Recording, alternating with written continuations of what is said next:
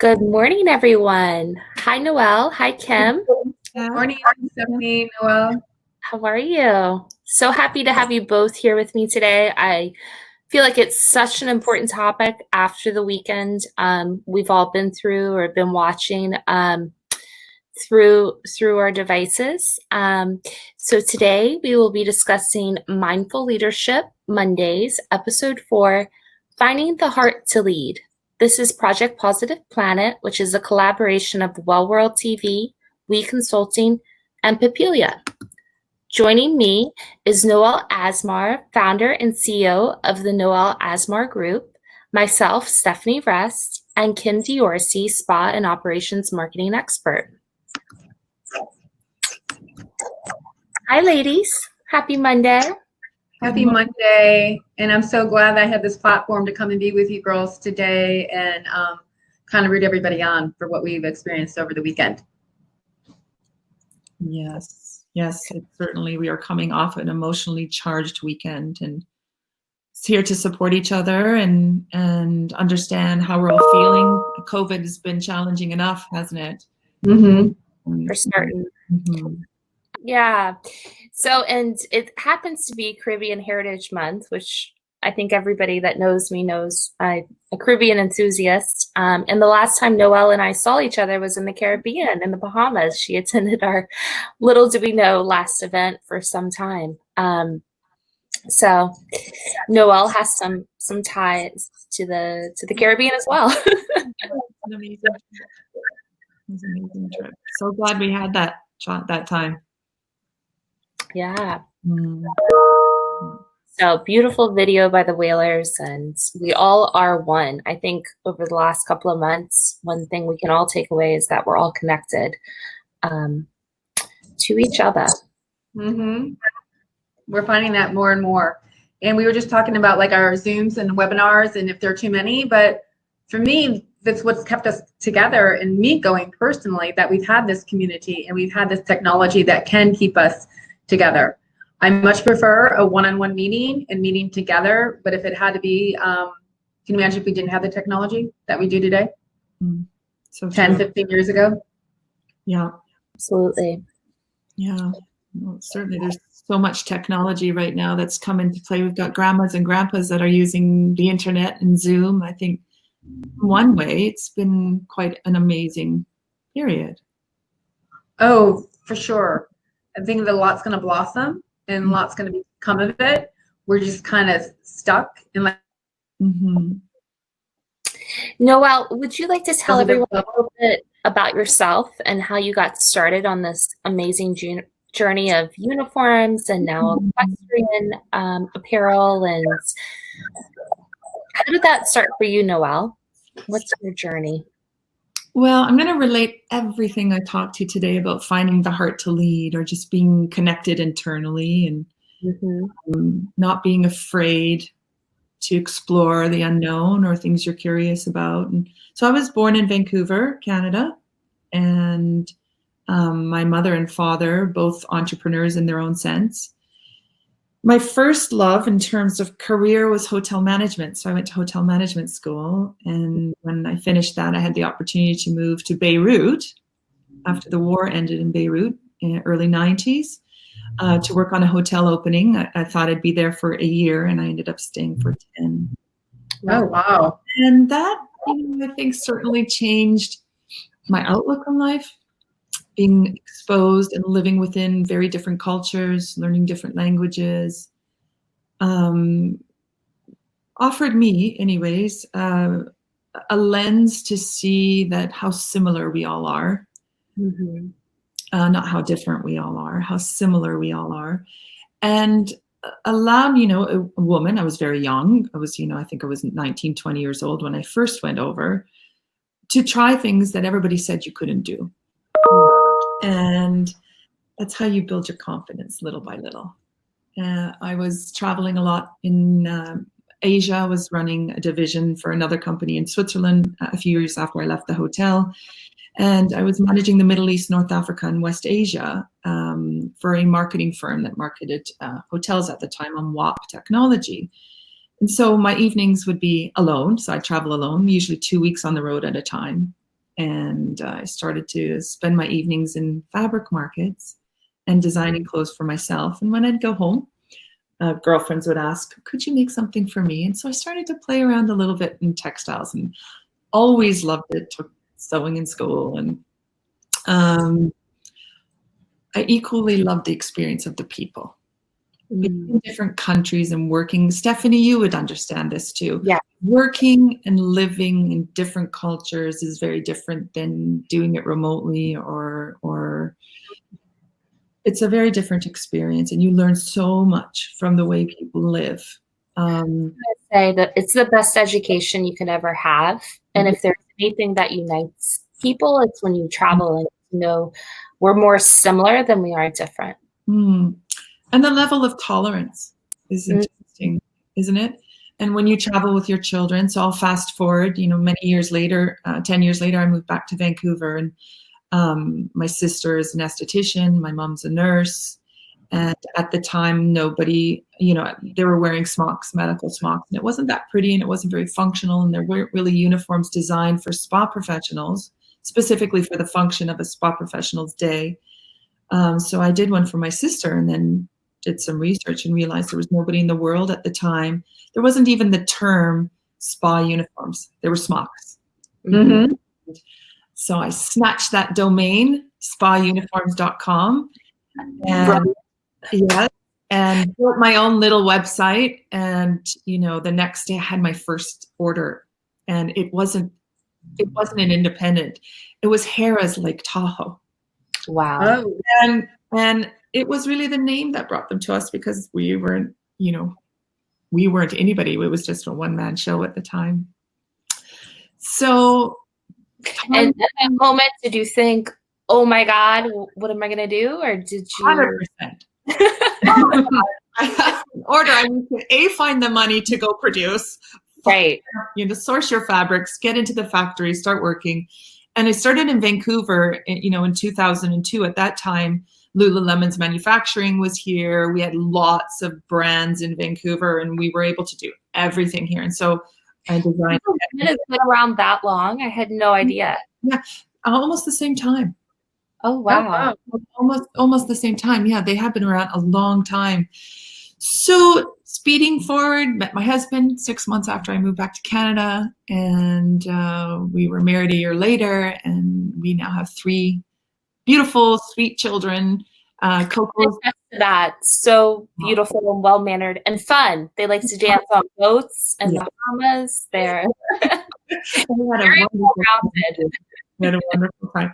And they've done a bit of traveling too. I've taken them to Beirut. My father is Lebanese. He immigrated to Canada when he was 18. And I think that viewpoint's very, very relevant today. I feel blessed to have a bit of a diverse background in the way I was raised, and you don't realize it when you're growing up, but you sure realize it after going through a weekend like, the world has just had in North America. So these are learnings you teach your children subliminally. Might not realize what you're teaching them, but, connecting back to today's time together, I think this is our time. This is today, this morning. This is time for all of us to come, not to block out the noise. It's to find your own voice, to find your own heartbeat, to find what means to you, and how do you get back onto that path. I know, Kim, you had some questions. Yes, I did. I have a question for you. But first, I want to thank you for being here today. And I've always admired you. I've always been a big fan. But what really got me when you and I were communicating back and forth is when you gave us your two-sentence bio, and you led with wife, daughter, mother, daughter, wife, CEO. And I love that order. And that is what makes you you and powerful. And we need more people like you. So thanks for putting your family first. Thanks, Kim. Yeah. So that just really touched me, because anybody else would be vice versa. Thank you. I think coronavirus, if one thing. Yeah, go ahead. Sorry. I'm sorry. I'm getting the internet's getting cut. You're used to succeeding with your PR company, your business, your family. How does someone like you deal with what we're dealing with today and lead your team and your family to give them hope? It's a good question. I don't think there's one clear answer for that, Kim, other than, you know, if right now there's a lot of media, there's online media, there's social media, lots of news, lots of opinions, supercharged. And to make concrete decisions quickly, you need to shut that out. First of all, you need to, I limit my news watching very intentionally. I really limit it because I feel very sensitive. I feel like I absorb positive energy and I absorb negative energy. And if I am listening to supercharged negative energy all the time, I feel that influences me as a mom, it influences me in my home, it certainly influences me as a leader. And that can be a challenge in itself because you need to be aware. You can't live in a bubble. You need to understand what's going on. And I think the way to get the most relevant perspective is to connect with people directly. And I think that's where these webinars have been quite outstanding. And I find, you know, to respond to your question, Kim, it's a time that requires leaders to stand strong. Often leadership is about coaching. It's about holding, you know, guiding someone to learn skill sets and teaching them to lead. In a moment like this, I think one of the most pivotal realizations for myself was that's not what my staff need from me right now. They need me to take control, and they need me to be very clear about what our objectives are and the company and what are my goals. And the best thing I can do for the team is to make sure that the company is sound and can get through this. So moments like this for entrepreneurs, I think, is different than maybe moments for somebody that works for a larger corporation. It's true. Yeah, and I say that because I know that a lot of people probably listening in on this call, there's a lot of people that have been furloughed, and it's a challenging position to be in a place where you don't have a choice and you might not have a voice. And you're a control freak and you're used to order and having a say. And not just furloughed, but we're seeing the next steps to the layoffs, the permanent layoffs. I know. And I wonder, you know, if we do our teams justice by having this furlough and then these layoffs. And the reality is corporations don't know. This is, you know, often we predict the future based off of history. We don't have a historical reference in this case. So I empathize with corporations as well. Performance. What's that? All business plans, you're doing the numbers on what happened last year, you know, and what are the trends. And right now, trends and past performances are both out the door. Yes. And we're walking blindly into our next chapter. Well, one thing's for sure, you know, the first thing you have to do as a company owner or a leader is you need to assess your runway. You have a short runway initially when something like this happens. And if you're a spa director and you're the one that stayed on, you have really tough choices to make. The only way, and you know, we talk about centered leadership, understanding the emotional connection with decision making that isn't just based on fiscal results. We all have it, but some of us have been muted. Some of us have been told we can't show that vulnerability. You need to be a leader. You can't show that vulnerability. I think that's so old fashioned. That doesn't work anymore. Especially what we're going through right now. Yes. We need to show empathy and concern and care and compassion. So and that's what we're doing. Yes. And what does that mean? Because we all have a different definition of what each other needs, right? Yeah. Yeah. And each employee and each person needs something different. Oh, I really feel for everybody right now. I feel for everybody on every side of every fence at the moment. I feel for families that both parents are maybe home, children are at home. If they have children, they're being homeschooled.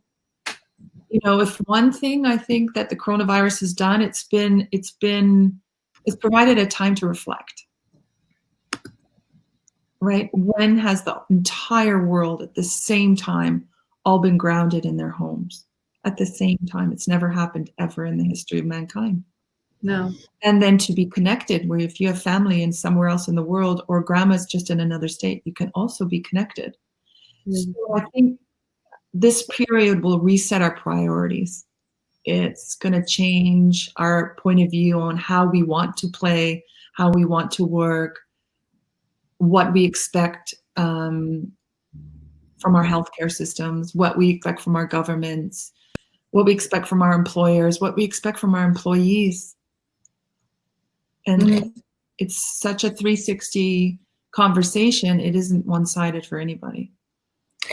And Noel, as a company or personally, do you find yourself reevaluating, someone that I consider to already have an amazing value system, but do you find yourself reevaluating company values, personal values, and how you're going to measure success moving forward? Yeah, I raised our children at home with the office in the house until 2014. Wow. So Coco, our youngest, was 2 when I left the house, and we built our own space. And I'm going to share a very a personal story. That was tough for me. I felt as a mom that I really had that balance between being able to raise my children without the guilty mom factor, which we're born with. Moms are born. We're born. Even if you have animals, you know what I mean. Oh yeah. You be the parent of a child to understand that guilty mom feeling. I'm finding now I take my dog everywhere because I'm guilty of leaving him at home. Sure. I understand that. I see my horses and I don't have time to ride, and I think, well, you guys are good, I'll come and pet you. But I get it. I think women, maybe I'm overgeneralizing, women tend to feel this sense of guilt quite easily. So moving to the office, it was great. It felt like a milestone in my company. I felt a sense of pride and achievement, and we've gone to that next level. But there was part of me that felt resentful that I had to leave to do that. And so when COVID hit, so that was about the 13th, 14th of March, really, when things started, everybody started talking about shutting down. So thankfully, over the last year, we've spent the year moving everything digital and everything to the cloud. All systems are integrated, and that's a blessing in disguise, because we were ready to move everybody a work from home, remote workstations, really within 24, 48 hours, we were remote. So I'm working from home right now, and we're about to make a press announcement. So you're getting the first dibs. Oh, wow. We're going to work from home forever. Wow. Our office, it's big decision. And I feel so good about it. And I didn't take it alone. My team I've really checked in with my team. How do you really feel about working from home? Do you feel isolated? Do you feel disconnected from us as a team? And thanks to technology, we get on a call every morning at 8:45, a video call, which makes everybody get dressed, do their hair, brush their teeth, make their bed, and show up. And everybody's so happy with this. There's a few people that need a little bit more personal connection, and we're going to find ways to do that.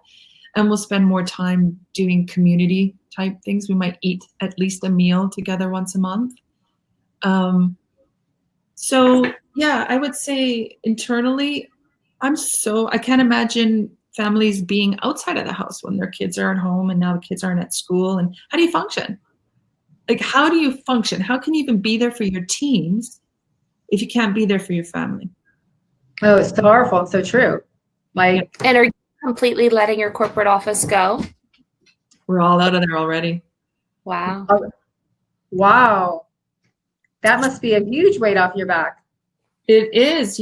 We sold our space a year ago, must have been a little star or something that was guiding this moment. I don't know. And then when this hit, as leaders, you have 3 things to do when an emergency like this hits. You have short-term goals, you have midterm goals and long-term goals, but your first priority is to lengthen that cash flow runway. Mm-hmm. What I believe this period does for all of us, whether you're furloughed or you're leading a team or you've had to let a team go or you're self-employed, if COVID didn't give you the green card to put your pride and ego aside, nothing will. Right? Right. That's Yeah. impactful. Yeah. And I don't think there's nothing anybody could have done to say, no, close your offices and go work from home. I would have felt like a failure. Mhm. I won't do that. My pride will not allow me to do that. I will not do that. And I took that decision like that. I was like, gotta do what you gotta do. You've got to do what you've got to do. And your kids, how did they feel? The kids? Yeah. They're great. I mean, they're homeschooling, right? They're schooling with their school, and they're great. They're active and they're aware. I think they're more aware what mommy does now. They really didn't know How hard you worked. Yeah, And how many people looked up to you and needed you. My eldest, my son Hunter, he asks a lot of questions now. And I think we've always kind of somewhat disconnected our home life from our business life, but this is one life. Mm-hmm. And for those of you that are already used to working from home, maybe the world wasn't as open to jumping on a webinar like this before. Mm-hmm. So, yeah, flexibility, resilience, creativity. Those are 3 things we need to navigate this. And emotional connection at home and at work, it comes from just that. It's that connection. You have to make an effort. You have to connect with the people, your community. You need to connect with your home. But it starts here. You have to understand. We have to know what we want. And it's okay to change. Yeah. Noel, you have a question. Amanda Berger has a question for you. She wants to know, what about your distribution? Are you closing your distribution, or what will that look like moving forward? No. Our distribution strong. We didn't shut down at all through COVID in our distribution. Obviously, so we have 3 divisions for you that don't know. Our uniforms is about 70% of our business, so really took a hit in hotels and spas being closed. Pedicurebowls.com is our mobile pedicure bowl division, and Asmar Equestrian, which is our equestrian sports lifestyle brand. So we have thankfully been, already a digital company in addition to our wholesale and traditional sales teams. So that part has continued to move on, and our wholesale, which has traditionally been our biggest part of our business, has completely come to a halt. Did that answer that question? Yes. Yeah. Are you getting calls for future orders, or how's that looking right now? Yeah, it's very interesting. So in distribution, supply and demand, well, that's a tough one right now. Mm-hmm. Because how do you forecast supply and protect the company, which ultimately protects your clients to ensure that they still have a supplier to deal with at the end of the day? It's such a full circle, right? Well, and it's so hard too, I think, with your particular type of company. It's not like other vendors where fashion is changing every season, maybe not as quickly now, but you're constantly revising and tweaking how you do these things, right? Mm-hmm. Mm-hmm. We're going to make big shifts in our company, actually. When in the uniform side, we did start doing masks, and we finished our prototypes mid-April, and I was really hesitant, to be honest, Stephanie, about doing masks. Initially when COVID, hit, a lot of conversation about the medical teams being short of masks, and then us being so connected on a supplier level, it got pretty ugly. It got to be a commodity-like driven item that was almost like black market. double, triple, quadruple prices. You go to produce the next week, it's like up, 50%. And I thought, I don't want anything to do with that. That I'm going to leave it to the side. So we took our time before deciding if we were going to do masks, and if we were going to do masks, why would we do masks? And so we took, like we do in design, because we're a design-led team. This is a great time for innovation, amazing time for innovation. So when masks came out into the market, there's pretty generic masks around the ears and so forth. And we put our heads together to create the best potential mask could be on the market for spa and wellness and hotel professionals. So when you're an employee, it's very different than even a medical professional that might take their own things home or not be customer facing in a different way, not in a medical way. So like our masks have name tags on the inside. So what if you put your mask down on the ground or on a desk? Oh. The other people do the same thing. How would you know with your mask? All these little like details, and it moved our mindset from crisis to creativity and solution. And as a design team, that's what we thrive on. That's what juices us, is to the way to find the answers to those questions is to stay really connected with your yeah. I love that they're brandable too, because, as hoteliers, we're always thinking about, this is prime real estate. And I think, as we move into this, there's never been more prime real estate than right on your face. Yeah. So I thought that was very innovative, and I hadn't seen anybody else acquire that. And it's very tastefully done, I feel like. Thank you. Yeah, the fit is great. We're doing a lot of skincare company branding. Corporations. We've even done municipalities that have reached out. Wow. I like our Inspire mask. It was a word art that we had done. I don't have one next to me, but it was about breaking that physical barrier between us and you, let's say. Something to create conversation when your mouth is covered. Yeah. Word art about gratitude and empathy and just words that connect at this particular moment in our lives. I really love that one. But, back to what did we do? So uniforms, we started doing the masks. We're making a lot of masks. We've just done our first delivery. Now we'll be stocked by the 9th, I think, for the rest of the year. And what did that do? It's not going to be a revenue generator for us. This is a relevant thing. I feel like has allowed us to have relevant conversations right now and to really understand what our industry is facing. How are we going to open up? And it's a challenge. But it also gave you purpose and your team purpose. Oh, and that's what it's all about. It's our why. I spoke about that at your event, Stephanie, in the Caribbean.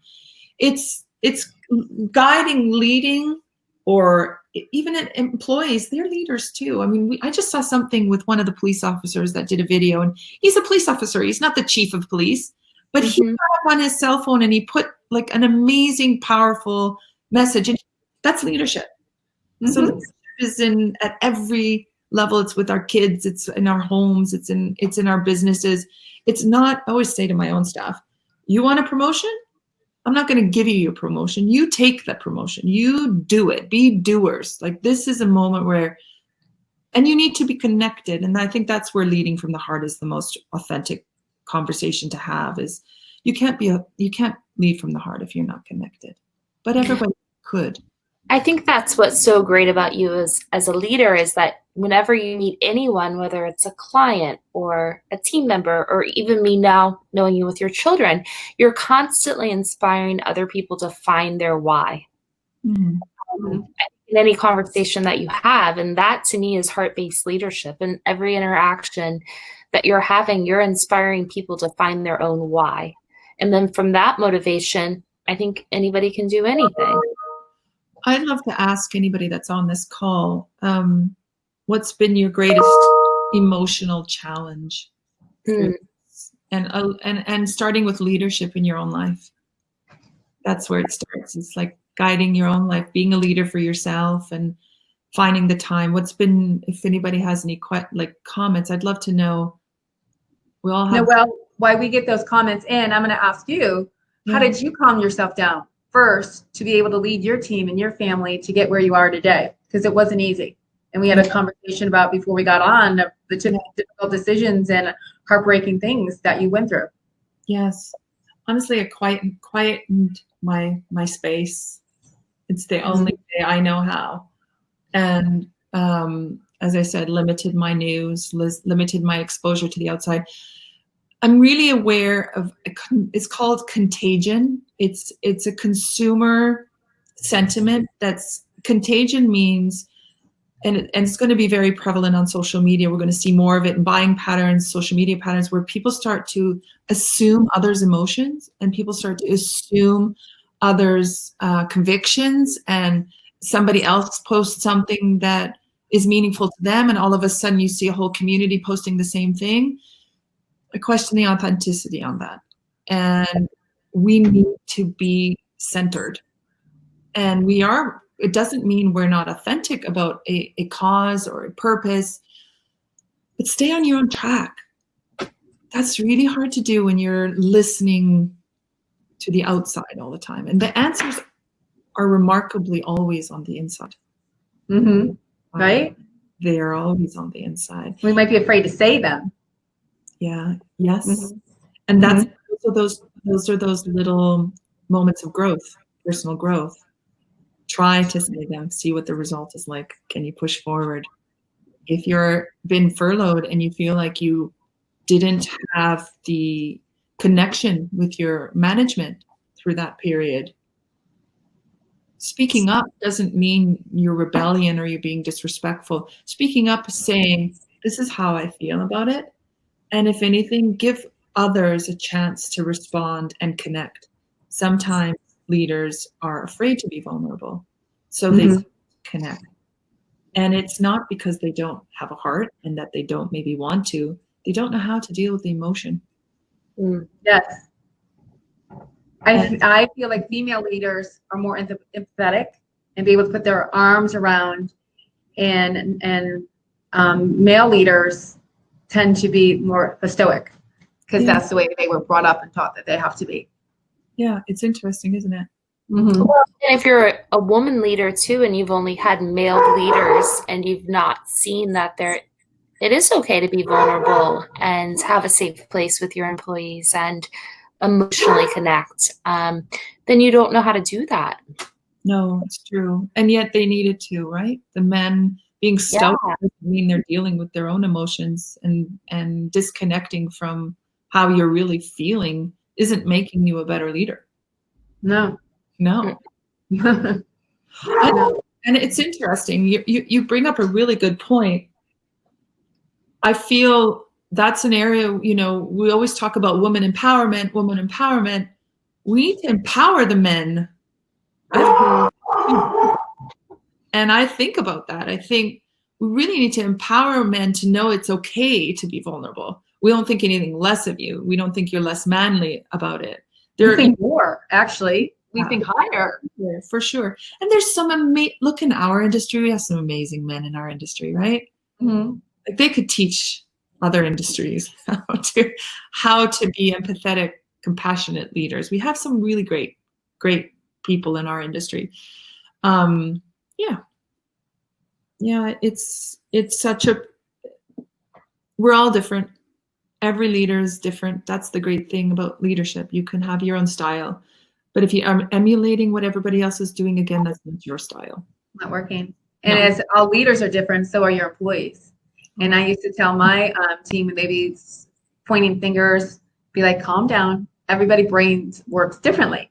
Yes. And we have to know how to react to each person differently. Yeah, I wonder how, like, coming back to work right now with all these new regulations and some fear. A lot of fear. And fear on both sides, I think. It's fear on the leadership because they're dealing with the situation they've never been through before. fear for the employees come back to a work environment where they haven't been in those conversations for the last 2 months on, preparing new protocols to go back to work. So day one for them is like truly day one, whereas the leadership have been in this mindset for the last 2 months, on SOP committees and writing out, standards.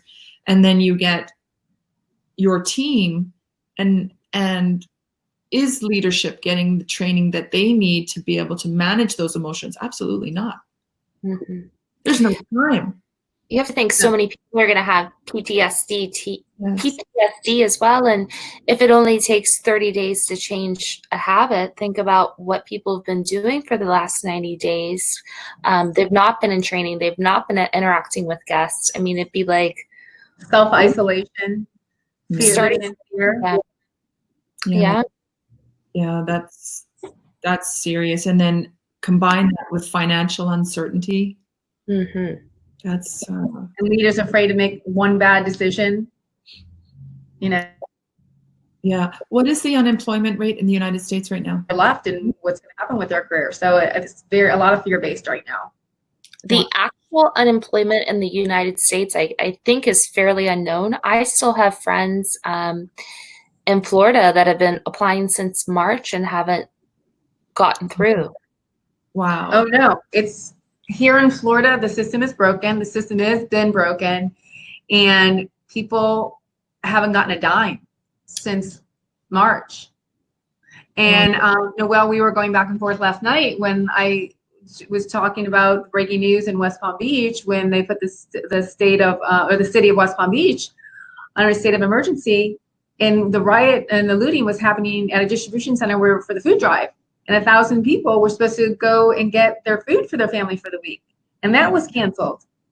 So luckily this morning it got moved to a different center, but there was some time there that these people were worried about where they were going to get their next meal for their family. And these are people that arrive at 4 o'clock in the morning with their babies in the car, trying to get them milk and eggs and fruits and vegetables. We can't even pretend to know what that's like. No.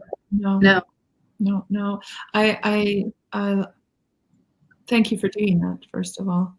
Oh, you're welcome. Yeah, that's amazing. And I think that's helpful, right? Don't you find when moments like this, I feel like that's something we did early in COVID, when it's just, how can you help others in a moment like this? Mm-hmm. Take it off yourself, like take that pressure off yourself, and it feels so good, feels so much better is to even just jump on a committee, be part of a solution, help figure it out, connect with your team offline, not about work. Like, how can you help? And at the very minimal emotional wellness right now is like, and I think too, there's going to be a lot of furloughs. There's going to be a lot more layoffs, and nobody wants to hear about it. But that's the most important thing we need to realize, is that there is no safety net for anybody. There's no safety net for an entrepreneur. There's no safety nets for our business. There's no saying that we're going to make it financially through this whole thing. So this sense of false security, and we're raising generations to all get a ribbon. Mm-hmm.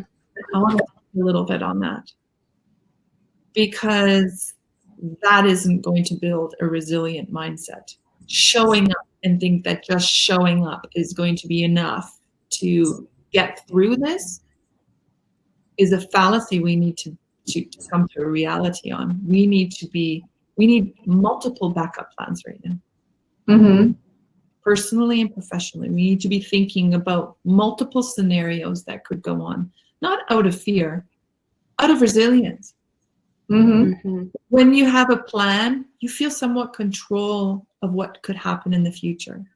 When you sit back and you don't put a plan in for yourself, you're at the beck and call of what somebody else is going to tell you is going to be your future. Don't do that.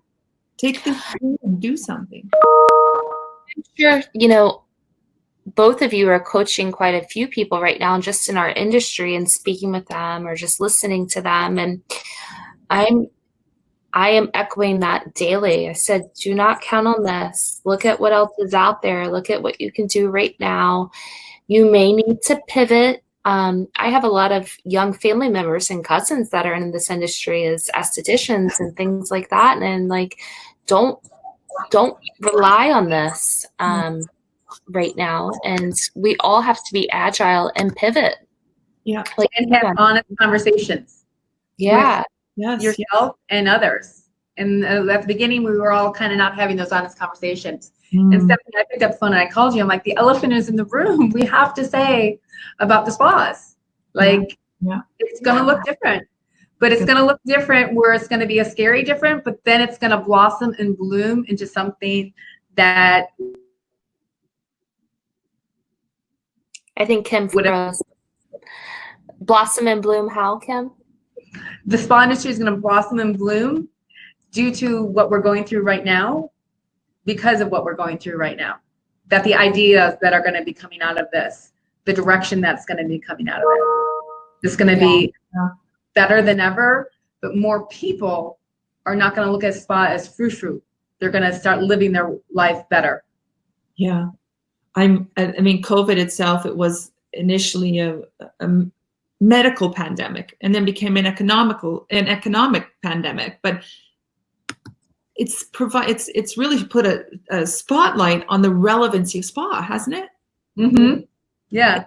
And I think, you know, initially it's going, this is my prediction internally. This is how we're planning according to this fictitious timeline.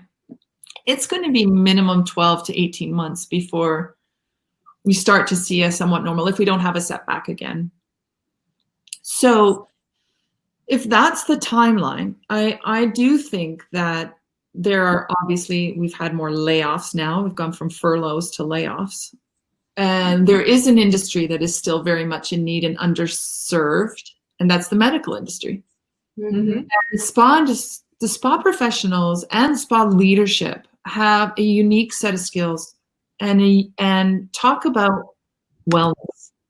You know, the divide, what's really the difference between medical and spa? It's the medical and then the mind, body, spirit.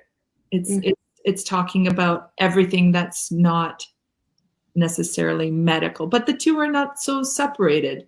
So how beautiful could it be if we could influence one another? If we could take more of what's been needed in the medical side and add that into our spa? How can we make spas even more relevant today? What type of services could we be doing? You talked a little bit about post-traumatic stress disorders, PTSD, and that's a reality. Mm-hmm. Anybody had any kind of anxiety before, that's only going to be emphasized post-COVID. Well, especially with the isolation, especially with people dying and not having their families there with them. My best friend, one of my best friends, she experienced that over the weekend. Her mom passed away this weekend, but they wouldn't let her into the nursing home. And she begged for 6 hours to see her mother, that they wouldn't. So the post-traumatic stress of not able to say goodbye. It's very tough that we're going to be walking through. And perhaps, you know, we reframe spa and we talk about the healing center benefits. You know, we've been discussing a lot about IV therapies, salt chambers, all of these things that can better prepare our immunity and our systems that we're ready to go out in this new world. I think is an important way to reframe. I think so too. There's always opportunity that comes out of struggles like this. And there's so many smart, you know, men and women in our industry that have been in the industry for so long that I can only see innovation. I see amazing things, I think, really happening to our industry when this, you know, it's going to change. Maybe it was time to change. Yeah, we definitely needed a shift of from where we were. And this, I think, is accelerating a lot of the shifts that we needed. You know, especially technology. Mm-hmm. Like the only thing that would have kept a spa, you know, creating some cash flow would have been to have had a strong e-commerce store. Mm-hmm. And, you know, if in the meantime right now we can spend time becoming more digitally robust, connectivity is never going to go away. We've just caterpillared the connectivity cycle. You know, we've jumped 10 years in 2 months. So that's not going away. And I think every company has probably identified their weak spots. So if this happens again, we have to shut our doors. How can we do better the next time? I'm going to start to think like that. We've never thought like that.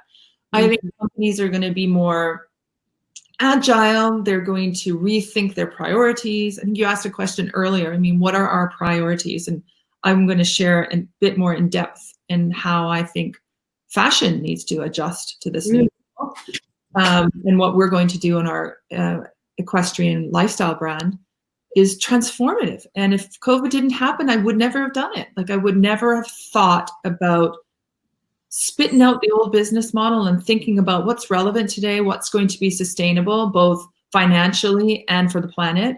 And it's a time we can truly reset. You'll never get a chance again. So what are we going to do with this time? That's the challenge for everybody, right? You're not alone. This is the first time in the world we're all going through this at the exact same time, and we may deal with it differently, and our stories will all be unique, but we're not alone. And this is a reset button. Take advantage of it. Want to change, completely change. What do you have to lose? We say that, we don't know what's ahead. We never knew what was ahead. It's a false sense of security to think that because life's been good, life's always going to be good. Now it's a wake-up call to say, no. We need to, and do what you want to do. You have a chance to say, I actually really didn't enjoy what I was doing, or I didn't like the schedule of my life. So design it. I am realizing with 3 kids that I didn't like leaving my house at 7 o'clock in the morning and not getting home till 9:30 at night between work, their activities, dinner, shopping, and the juggling. So I really like the downtime and appreciating it and coming out as a stronger family unit. For sure. We have 2 boys that are in hockey. If you know anything about hockey, Steph, you and I have talked about the schedule of hockey. But my sons play hockey here in Florida, and my son played varsity hockey here in Florida. So we love, and the ice rink just opened here. Did it? Yeah. Ours did too. Stick and puck is back. I don't miss the crazy schedules though, Kim. Well, hockey, you got to get the rink at 5 a.m. to get any ice time. I know. Yeah. But I think people were almost competitive. Like, I was so burnt out on people saying, how are you? And their first answer is, I'm so busy. That was everybody's cachet answer. No one's saying that now. I'm guilty. No one's having a FOMO. No one's having a fear of missing out. We're all home. I think it's kind of taken out some of the competitive edge that we all had to us, because we all felt like, I've got to be here, like you said, letting go of your office, or here with the kids. And we were always competing with one another. But why? That's interesting. It's true. It's true. I don't know. I feel like before COVID, we have our schedules, we have our routine, everything's sort of artificially set for us. We set it, but it's artificially set for us. So we kind of know exactly what we're doing. And I felt, because there's a false sense in that, because everything is set, you get in a rhythm. Consumer behavior is changing right now through COVID as well. That rhythm has broken. So when people want to shop, or when people want to connect with family, it's no longer on a universal schedule, because we had a universal schedule. We all went to work from 8:30 to 5:30 or 7:30 or Kim 11:30. It's had this, everybody sort of moved at the same time. Not anymore. So we need to think even about our businesses, and this may take time to get back to that.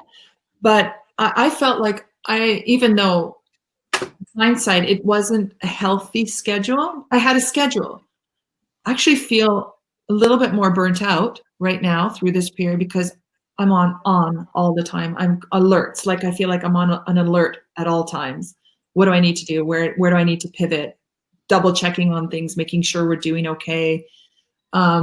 Just last week, I said to my team, okay, reset again. And that's what it is. It's reflection, reaction, reflection, reaction. we need to reset again. We've been in emergency mode since March 20th. Go, go, go, go, go, go. We're settled. Like, we have to find our new little norm for a little while. We need to take that edge off.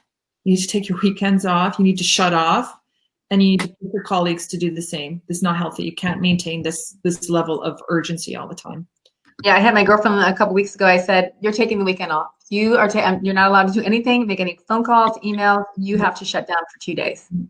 Yeah, and everybody's afraid to. And we're all doing this voluntarily. It's like we have to shut down. I have so much respect for everybody that's done all this work on furlough. I know there's so many of you. Wow. Like, even if you get laid off, wow. You will always remember this, and everybody will always remember your contributions. Maybe the people at the top, you don't feel like you reached them or they heard you. Believe in karma. It'll come around. But I'm so impressed. Our industry is impressive. Our people are impressive. People of the resilience and the get up and go and the drive. Yeah, the energy they're putting in right now when they have no blanket to fall back on, I think is impressive. We have an incredible community. And what I'm realizing is, when you take away something, how much more you appreciate it. So the show iSpa, Yeah, how you felt, our heart sunk when we found out it was going to cancel. But then when you gave us that new date and something to look forward to, yeah, and we're all going to be there, and that's where we connect, and that's where we learn, and when we grow, and just that whole community of being together, and then realizing, reflecting of how much happens at those events. It's true. I mean, growth and education and the relationships. Oh, so critical. It's so critical. We need something to look forward to. I mean, iSpa has been, I think our whole industry really we understand the role of like an organization like iSpa, where it's the first time I've seen, and I think thanks to COVID for this, where every head of corporation came together, sat on the committee together. No competition, but for the greater good of our industry. And I sat on that committee. And I can tell you, it was not just heartwarming, but I believe our industry will be okay because of those people. I think our industry will be okay because people put their self-interests aside and worked together to create all those new opening, standards. And that's when you really know who. We talk about leadership. This call's about leadership. You know who your leaders are when they come out of the dark and they give their time. And it's pretty cool. Yes, iSpa had to postpone. I think, again, I always look for a glass half full instead of half empty. It took a lot of pressure off to think that we would all, because we all want to be there, that we all have to be at this next event in a moment where we have to actually take care of our businesses and our home. We have to be more stable right now. And it gives us something to look forward to, and we're going to need it. We all finally get together and we can actually hug. It's going to be a really beautiful moment. It will. A lot of sharing. And tears. And I was excited that it's going back to Arizona. And Arizona is a beautiful place. And I've got great memories from the last one with Michael First from Acadia. I walked on the field with him for the pitch. And he was like a little boy, and you've never seen someone so happy and so giddy. So that is like one of the all-time favorite memories that I have of iSpa. Well, we'll do it again. We'll make more memories, new things. The world will be a little different by next spring. Yeah, that's going to be a moment of connection, boy. I can't wait. Like, if I could get my ticket today, I want to and put them all in a room, and just all this chatter that's been going on, from now till then. That's almost a year. I mean, it is a year, actually. Yeah. May, right? Yeah, it's in May. I think it was thoughtful and considerate for iSpa to do that. It's a tough choice to do something like that. Stephanie, you've run events, it's a tough thing to do. Yeah, it's really hard to, I think, cancel it because I know the other side of events and how much work they've done to secure a location. You know, they've had this location for 3 years in advance, and vendors and people and movements, and it's heartbreaking to kind of throw all that work out the window. And It's not easy. We need to support ISPA like ISPA supported us. I think it's a challenge to get through that period. There's obviously a lot of work and money that goes into an event that you can't always recuperate. But we need this time, this next year is an important time. We need to stay focused on our businesses and our people. I'm grateful that I won't have actually that distraction, because we would go, if they did it in September, we would have definitely been there. But I know that my team and the company itself are not quite on our feet, all of us yet. We need some time to really get on our feet, so we can be there.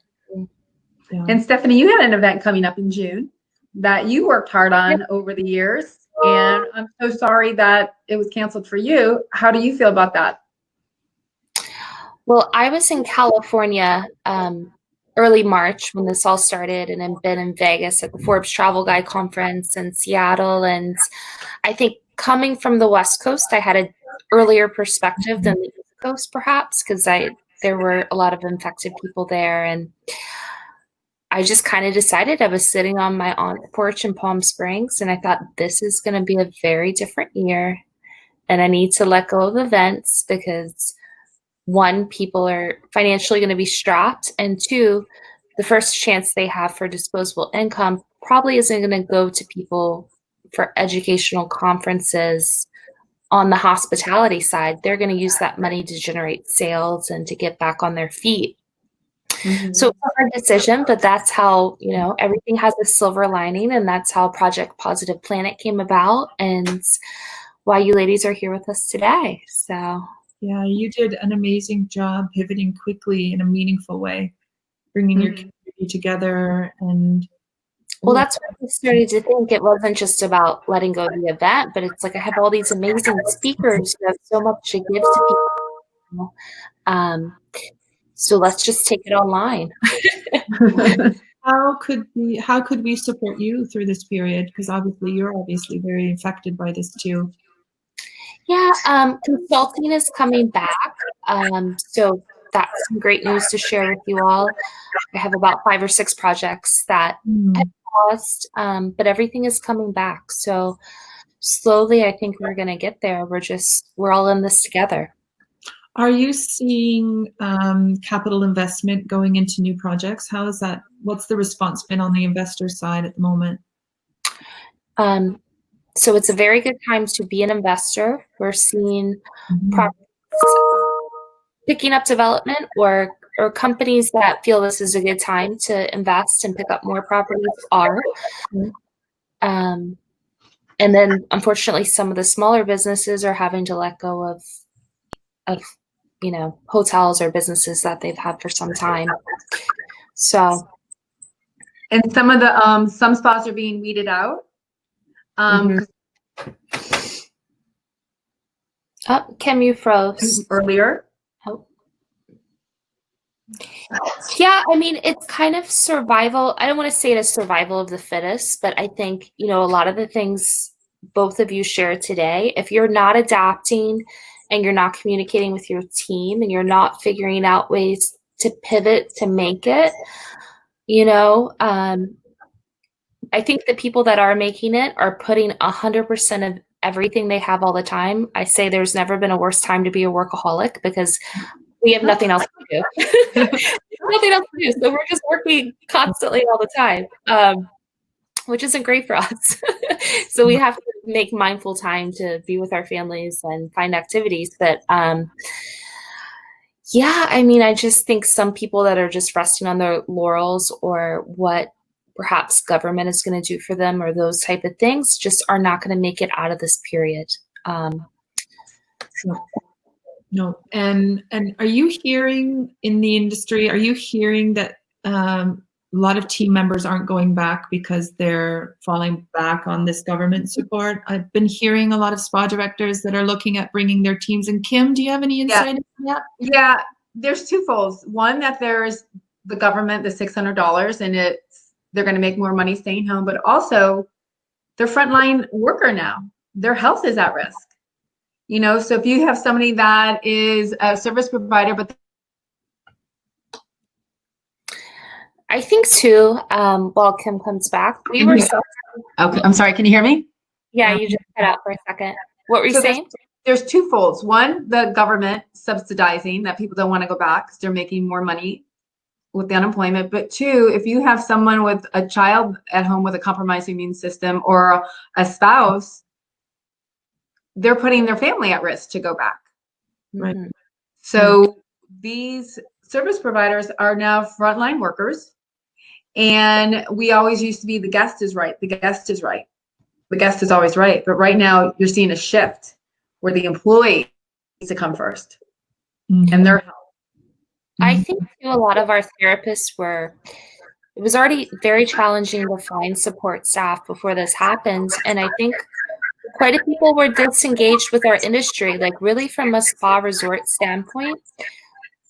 We put way too much pressure on our therapists, at least from the background I came from. They're having to work weekends, they're having to work off hours, and they've probably never had this much time with their family in their lives. So I don't know, unless we're going to be more human-based in our industry, that therapists will be running back to resorts unless the financial gains were really good. That's my perspective. Similar to the medical industry too, at least in Canada, where we have a social medical system that, you know, medical workers haven't always been very well paid, and they are overworked and they're working long hours. I mean, again, this is an opportunity for employers to do better. And I do think there'll be more societal pressure on corporations to not from the inside out. It's going to come from the staff. We're feeling it, right, Kim? Like we're feeling it already in the hotels and the spas. It's going to force some change, some much necessary change. And it's of no fault of the immediate leadership. This has been passed down for years and years and years, and this has just been the way we do it. Yeah. A moment like this, again, it's a reset button. It's a reflection. We can reshape the way. So change the hours of operation. Do something. We can change. We have a chance to change it. And falling back on my initial comment about, you have a sense of forgiveness. Every consumer will forgive you for some of these changes. What we expected as consumers before is out the door. Yeah. Such a great point. Yeah. And I think consumers more than ever are spending their money with authenticity and people that have made these changes and know that you fought with everything you had, Noel, to keep your employees. They know you as the face, and that you've done all these things. I think faceless companies and people that are just, you know, focused on corporate and monetary benefits are not going to fare well, hopefully. Do you have any examples of any corporations you think that have done well without being political? Like big corporations? Yeah, it doesn't have to be even in the spa industry. I'm thinking. Kim, do you have any examples? I think like what Noel was saying, with a lot of companies aren't bringing their employees back until January. You froze again. Allowed. What'd you say? That a lot of these big corporations are allowing their staff to work from home. Like it was Google said that they can forever work from home. It's those implementations and those things. Our industry is more touchy-feely that you have to go to work. You know? I think that is one, but I think a model to watch will be the hoteliers and how they rebound on this, and not just monetarily, but like how they've treated their staff throughout these processes, especially in some countries where the minimum wage is, I hate to say it, $1.30 an hour, and how they're taking care of those humans, because we're all humans at the end of the day. I heard a really interesting, I loved this. At Core, part of their reopening, they've implemented like a nurse on premise. So just the knowledge that somebody with medical background, that they're there to, like, we don't know how COVID's going to impact us. We don't know the long-term effects. We don't know any of this. So I think the companies, the hotel groups, the hospitality groups, well, spas could do the same. And that's what I meant about how can we find a little bit of bring a little bit of what medical can't do in hospitals and find ways to bring that relevancy to the spa today. I even think just having a medical professional on staff would make the spa team feel more secure. It's like, if you have symptoms, if you know how to, to treat them, to get people home, I think there's a new expectancy, if that's a word, from employers, is that the sick time, I keep hearing about increasing the amount of sick time, because how many people go to work sick because they can't afford to take the time off? All these HR, that would be a very, very challenging world in HR right now, is to find ways to keep the business moving, because you need staff. Right. There's a lot of people to please. It's not easy. I know a dear friend of mine, she's a spa director in New York City, at the Baccarat in New York City. They hotel hired a director of environmental safety and wellness. That's interesting.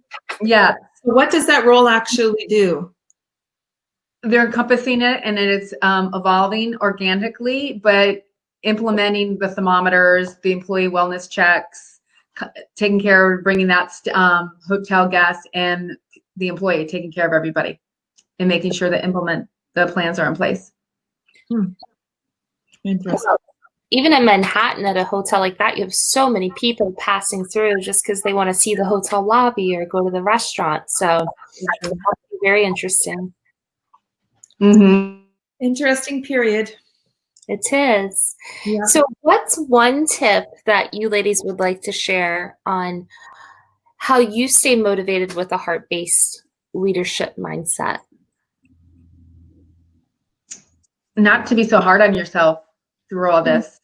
The expectation that we always used to put on ourselves, it's okay, and we're all in it together. And like we all mentioned, we're all at the same playing field, and not to be so hard on ourselves and our teams.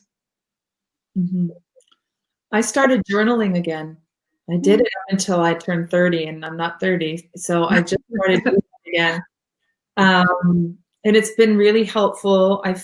I feel it's helped me to look back on the week of March 20th and everything that's happened, because I forget, and I'm more compassionate with myself. A lot has happened, and we forget about some of the details, and you have to find sometimes to celebrate little wins too, and share those with your team and with your family. And be just connected, like, be transparent. It's okay to say if you're failing. It's okay to say if emotionally you're not up for this right now. I think for anybody to help each other, we just need to know what's really going on and provide an environment where people can share those truths with each other. And a moment, before we all got onto this webinar, we were talking about, we're all in it's an emotionally charged period right now. It's enough that COVID isolated everyone, and so many people have lost their jobs, and now you have rioting on the street, and the cause is emotional too. There's just a lot going on. We need emotional support. Well, I really enjoyed chatting with you both today. Thank you so much. Thank you so much for your time. Noel, thank you for sharing the good news with us. That's very exciting, the direction that your company is going to, and the freedom that you must feel and have over that decision. Yeah. Oh, one last thing, Noel, please share about the equestrian line. You did a teaser, but I don't know that you finished that thought. I'll make it quick. Okay. It's not a quick story, so I'll make it quick. So in fashion, the fashion industry has been built on a very old legacy system. So there's learnings for every industry on this one. It's based on a 300-year-old sales cycle. Traditionally we go to market 18 months before a collection lands. Like, we've designed the spring collection. It's finished for 2021. We're already working midway through the fall winter collection for 2021. but that's not sustainable. We are producing more than we need. Like through COVID, my big awakening was, oh my goodness, I have this huge financial liability. I have inventory on the shelf and every store is just closed. Mm-hmm. And even though they made their bookings, they're not all going to take their order. And we're going to get stuck with it. And so we are having to do sales when we never would have done sales. And it's all to produce cash flow. But that's not sustainable. You can't be in a business just to produce cash. You won't survive it. Right. And I think, in the era of Black Friday, Cyber Monday, it's already really changed the advent of calendar of fashion, because the fall winter collection is already such a short season. Lands end of August, it's finished by December, and now you throw a sale in November. That means you have a very short cycle. So I'm going to change our business model altogether. And rather than the industry dictating our calendar, I'm going to change the calendar. I think the world has changed. I think the weather patterns have changed. Seasons come out right now and they seem so irrelevant. It could be like freezing cold somewhere and the summer collection's coming out, or it's so hot in Florida in such month and the winter collection is on the shelf. Mm-hmm. So the lesson is, don't fall back on patterns, question patterns. Mm. Like you were saying about the spa industry, our staff work long hours. It's not sustainable. The moment they're going to get a chance to pivot, they're going to take it. So that means your business isn't sustainable. That means hospitality business as a structure isn't sustainable if it's reliant on underpaid people, which isn't the case for all properties. No. But if that's the case, it's not sustainable. So I found in our fashion division, I want to step back. I want to do smaller collections. I want it's not to be exclusive. It's to be sustainable. I don't want to be forced to hit these huge minimums from factories. I want to rewrite our playbook. I want to come out to market when things are relevant. I want to be able to be nimble and adjust and agile, where fashion is not agile at all. Mm-hmm. The big Zara companies of the world knocking things off and next week a new piece is on. That's not us. In uniforms, in 2002, when we started, we've always been the in-stock uniform company for spas and hotels. And part of our business model, we realized, was not sustainable. I mean, how can you keep hundreds and hundreds of styles in stock all the time? Not sustainable. Like right now, that would have taken us down. We wouldn't survive this period. So it's rethinking, how do we service in a sustainable way? How can we be reliable and be that in-stock business for companies when they need us? And it's really about reaching out and communicating more. And I one beautiful transition I've seen through COVID is, for the first time, resource partners and spas are on the same table. It's not resource partners and spas. And I've always struggled with that. And I've been very vocal about that. I've always struggled with resources paying for so many things. Steph, you and I talked about this. We had such a meaningful conversation about that. And I really appreciated it, because you didn't really have that. Everybody needs to be together. If something becomes parasitic and there's always eating one for the other, it doesn't work. And so we need that balance, right? It got very kind of gross, where people were choosing vendors based on how many meals they got and things like that, or trips, and for our events, we said, hey, listen, it's only $100 to come. You get meals, you get this amazing education. And if it's of value to you, then you're going to invest in coming. That's right. And I love that. And that's the way it should be, all value-based, right? Mm-hmm. And what I love right now is it forced, Kim, I'd love to hear your thoughts on that. I really feel that to get through COVID together, we need each other. We know that. Mm-hmm. Resource partners need to figure out really what does the industry need right now and not fall back on old patterns. And spa industry needs help. Oh yeah, as a spa director, I was never successful without my vendors. My vendors are the ones that carry. Yeah. She'll come back in a second. I'm always There that. she Can you is. hear me now? Okay. So I always relied on my vendors. They were so important to me and my success, because what vendor doesn't want your spa director to be successful? Of course. And a lot of directors don't rely on their vendors as much as they should and partner with them as much as they should. Yeah. Some good innovations came out. Some of the things we did on our masks, these ideas came from spa directors that I was having conversations with. And we, you guys have a lot of power to influence innovation right now. Yeah. It's And what I was going to tell you today is my favorite uniform shirt of yours. It was a long white sleeve shirt with a high baby blue collar from the Equestrian line, I think from like 2012. Yeah. Remember that shirt? It was a polo, one of the polos with the high collar, standing collar. Yes. Do you remember that one? Yes. My massage therapist used that as their jacket. Everybody loved that. That was like the favorite piece. And when that one was discontinued, they were so sad. But that was a beautiful, beautiful piece. I'll never forget that one piece. Thank you. Well, you're in a very horse-centric area. Wellington, Yeah. that whole area is Yeah, I opened the spa there at International Polo Club. So it's a beautiful, beautiful area. Amazing.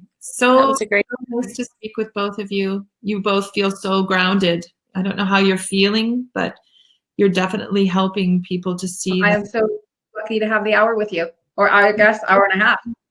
Yeah, thank you both. Okay. Wishing everybody a beautiful Monday, and we'll see you soon. Lovely Much week. love. Much love. Bye-bye. Okay. Noel, you have to sign us out. Ciao. Bye-bye.